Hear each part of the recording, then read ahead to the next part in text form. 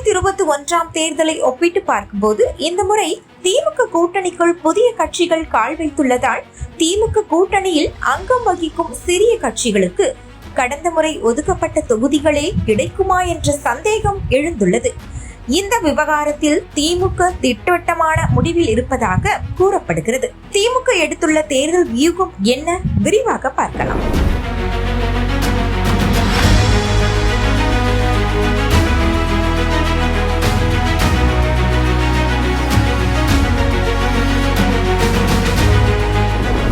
சட்டமன்ற தேர்தலுக்கு இன்னும் குறைவான நாட்களே உள்ள நிலையில் அரசியல் கட்சிகள் கூட்டணி கணக்கை இப்போதிருந்தே தொடங்கிவிட்டன.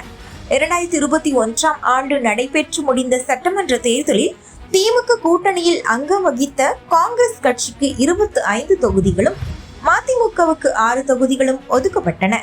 அதே போல விசிகாவுக்கு 6 தொகுதிகள், மார்க்சிஸ்ட் கம்யூனிஸ்ட் கட்சிக்கு 6 தொகுதிகள், இந்திய கம்யூனிஸ்டுக்கு 6 தொகுதிகள், இந்திய யூனியன் முஸ்லிம் லீக் கட்சிக்கு 3 தொகுதிகளும் ஒதுக்கப்பட்டன. கொங்கு நாடு மக்கள் தேசிய கட்சிக்கு 3 இடங்களும், மனிதநேய மக்கள் கட்சிக்கு 2, தமிழக வாழ்வுரிமை கட்சிக்கு 1, அகில இந்திய ஃபார்வர்ட் பிளாக் கட்சிக்கு 1, ஆதி திராவிடர் தமிழர் பேரவைக்கு 1 தொகுதியும் ஒதுக்கப்பட்டிருந்தன.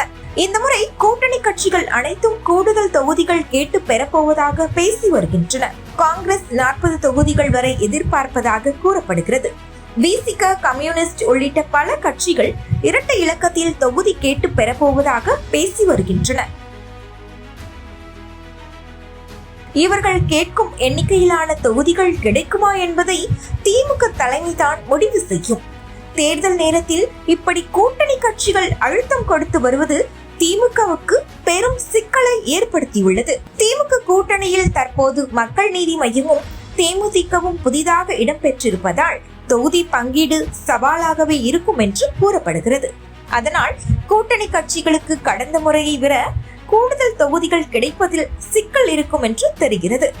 இந்த விவகாரத்தில் திமுக தலைமையும் கரார் காட்டுவதாக தகவல் வெளியாகியுள்ளது.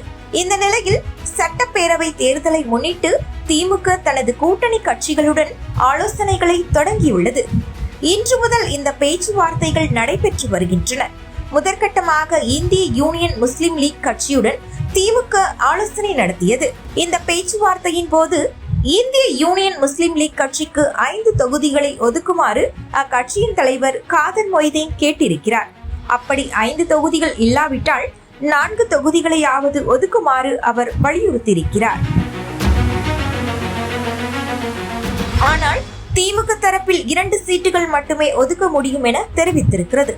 காரணம், இந்த முறை திமுக கூட்டணியில் தேமுதிக மற்றும் கமல்ஹாசனின் மக்கள் நீதி மையம் ஆகியவை புதிதாக இணைந்திருப்பதால் கூட்டணியில் இருக்கும் அனைத்து கட்சிகளும் விட்டு கொடுக்க வேண்டும் என திமுக தரப்பில் வலியுறுத்தப்பட்டிருக்கிறது. தொகுதி பங்கீடு தொடர்பான பேச்சுவார்த்தைக்கு பிறகு செய்தியாளர்களை சந்தித்து பேசிய காதர் மொய்தீன் இதனை தெரிவித்தார். கடந்த முறை 3 தொகுதிகளில் போட்டியிட்ட இந்திய முஸ்லிம் லீக் கட்சி அனைத்திலும் தோல்வி அடைந்ததும் இந்த பேச்சுவார்த்தையின் போது கவனத்தில் கொள்ளப்பட்டதாக கூறப்படுகிறது. நாளை மதிமுக, மனிதநேய மக்கள் கட்சி ஆகியவற்றுடன் திமுக பேச்சுவார்த்தை நடத்த திட்டமிட்டுள்ளதாக கூறப்படுகிறது.